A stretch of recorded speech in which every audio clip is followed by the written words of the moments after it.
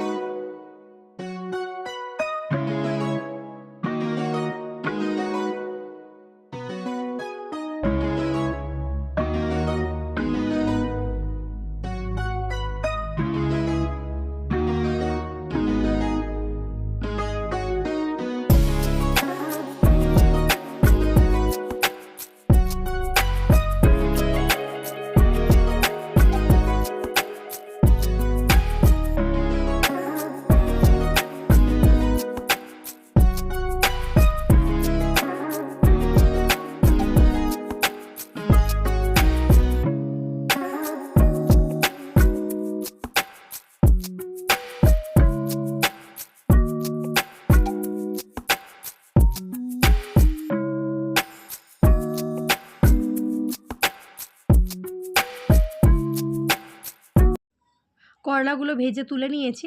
এবার দিচ্ছি আলু, মানে কাঁচা কলা, যে সমস্ত সবজিপাতি রয়েছে একবারই সব দিয়ে দেবো। আর আলাদা আলাদা করে ভাজবো না।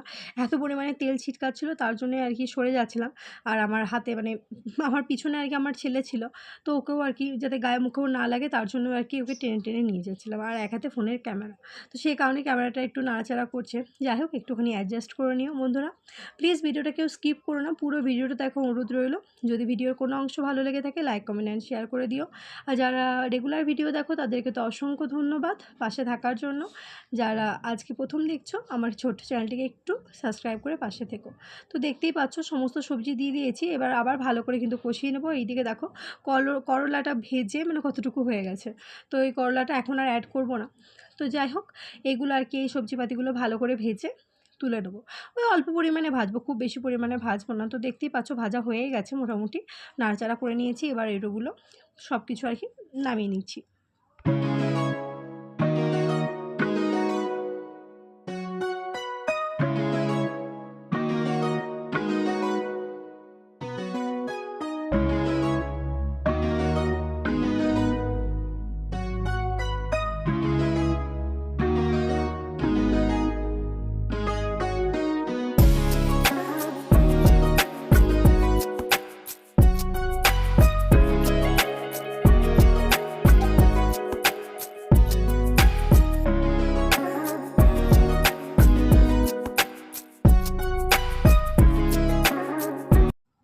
তেল আমার গরম হয়ে গেছে।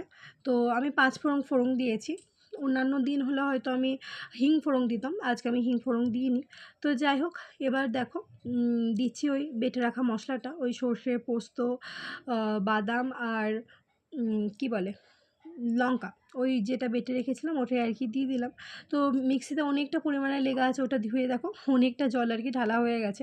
এই জলটা একটুখানি মরতে দিতে হবে, মানে যখন একটু শুকিয়ে যাবে জলটা তখন আর কি সবজিটা দিয়ে দেবো। আর ওই একটুখানি ফুটলেই ওই কাঁচা সর্ষের গন্ধটা যাতে চলে যায়, সর্ষে বাদামের গন্ধটা চলে যায়। তো যাই হোক, আর সেই জলটা শুকানোর অপেক্ষায় থাকলে হবে না, লেট হয়ে যাচ্ছে। তার জন্য আর কি এতেই আর কি আমি সবজিগুলো দিয়ে দিলাম, যেহেতু সবজিগুলো আর কি কষাই রয়েছে, একটুখানি নাড়াচাড়া করতে হবে। তারপরে জলটা যখন একটু টেনে নেবে তখন আমি দুধ অ্যাড করে দেবো। তো যাই হোক, তারপরে যে সমস্ত জিনিস লাগবে, চিনি, লবণ, যে আর কি লাগবে সেগুলো দিয়ে দেবো। আমি আর এক্সট্রা কোনো মশলাপাতি এতে দেবো না। অনেক সময় কেউ গরম মশলাও দেয়, কিন্তু আমি গরম মশলা কিচ্ছু দেবো না। তো যাই হোক, দেখতেই পাচ্ছ কীরকম গরম পড়েছে। যত মশলাপাতি কম খাবে ততই ভালো, আর শরীরের পক্ষে মশলাপাতি অতিরিক্ত খাওয়া ঠিক না। তো যাই হোক, এটাকে আর কি ভালোভাবে জলটা শুকাতে দিতে হবে, যেহেতু মিক্সি ধুয়ে অনেকটা পরিমাণে জল দেওয়া হয়ে গেছে আমার। আর এই রান্নাতে কিন্তু আমি কোনো হলুদ ব্যবহার করিনি, আর লঙ্কাটা এর জন্যই দিয়েছি, একটুখানি ঝাল না হলে ঠিক ভালো লাগে না, সেই কারণে। তো দেখো দিয়ে দিলাম এই অল্প পরিমাণে চিনি, কারণ শুক্তোটা হালকা পরিমাণে একটু মিষ্টতা মানে মিষ্টি ভাবটা থাকবে আর কি, সেই কারণে। এইদিকে লবণ দিলাম, তারপরে দিয়ে দিয়েছি দুধ। তো দেখো দুধটা কিন্তু আমি অ্যাড করে দিচ্ছি, এটা আমি আমুলের লিকুইড দুধ ব্যবহার করছি আর কি, আর জল টল সেরকম কিচ্ছু ব্যবহার করব না। এবার এইগুলো আর কি সবজিপাতিগুলো সব সিদ্ধ করতে দেবো। আমাদের ওয়েস্ট বেঙ্গলের সবজি হলে এইটুকু দুধে কিন্তু ভালোভাবে সবজিটা সিদ্ধ হয়ে যেত, কিন্তু এই ব্যাঙ্গালোরের সবজি এত পরিমাণে শক্ত, কি বলবো, সিদ্ধ হতে অনেকটা পরিমাণে টাইম লাগে। তো দেখো জলটা কিন্তু টেনে নিয়েছে, সবজি মোটামুটি সিদ্ধ হয়ে গেছে। আমি দিলাম কিন্তু এবার একটুখানি আটা যে আটায় আর কি রুটি করি সেই আটা আর কি। তো ওই আটাটা দিলাম যাতে একটু থকথকে ভাবটা হয়ে যায়। এবার ওই ভেজে রাখা যে বড়িগুলো ছিল সেগুলো হাতে করে ভেঙে নিয়েছি, সেই বড়িগুলোই আর কি ওপরে ছড়িয়ে দেবো, যাতে মুখে অল্প অল্প পড়ে। তো বড়ি ভাজা খেতে তো অনেকের ভালো লাগে জানো, তো সবজিতে একটু একটু মুখে পড়লে বেশ ভালো লাগে। আর লাস্টে অল্প পরিমাণে ঘি দিলেই আমার একদম শুক্তোটা রেডি হয়ে যাবে। ওই আর একটু পরিমাণে জল দিয়ে দেবো আর কি, যেহেতু খুবই বেশি পরিমাণে টেনে গেল, তার জন্য হালকা পরিমাণে জল দিলেই আর কি আমার হয়ে যাবে একদম শুক্তো। কারণ একদম দেখো পুরোপুরি একদম টাইট হয়ে গেছে, বেশি টাইট হয়ে গেছে আর কি। আর যেহেতু আরও মশলাপাতি বড়ি টড়ি আছে, তো অল্প পরিমাণে জলটা না দিলে আর কি না কী হবে, বড়িগুলো আর কি পুরোটা শুকিয়ে নেবে, পুরো একদম টাইট হয়ে যাবে।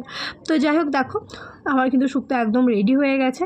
এইদিকে অল্প পরিমাণে ঘিও দিয়ে দিয়েছি, ওই 2-3 মিনিট ফুটলে এবার নামিয়ে নেব। আর গরম গরম ভাত দিয়ে শুক্তো খেতে বেশ কিন্তু ভালোই লাগে। তো একদম আমার শুক্তো রেডি। কে শুক্তো পছন্দ করো প্লিজ কমেন্ট সেকশানে জানিও, আর আমার এই রেসিপিটা তোমাদের কেমন লাগলো সেটাও কিন্তু কমেন্ট করতে ভুলো না।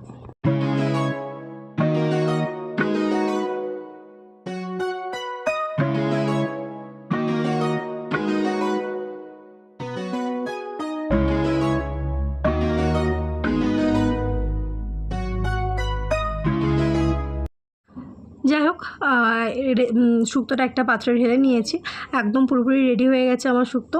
আর ভিডিওটা খুব একটা বড় করলাম না, কেমন লাগলো অবশ্যই জানিও। আবার দেখা হবে অন্য কোনো ব্লগ বা ভিডিওর মাধ্যমে। তোমরা ভালো থেকো, সুস্থ থেকো, সবাই হাসি খুশি থেকো, আর এই গরম কেমন কাটছে তোমাদের সেটাও কিন্তু জানিও। বাই, সবাই ভালো থেকো।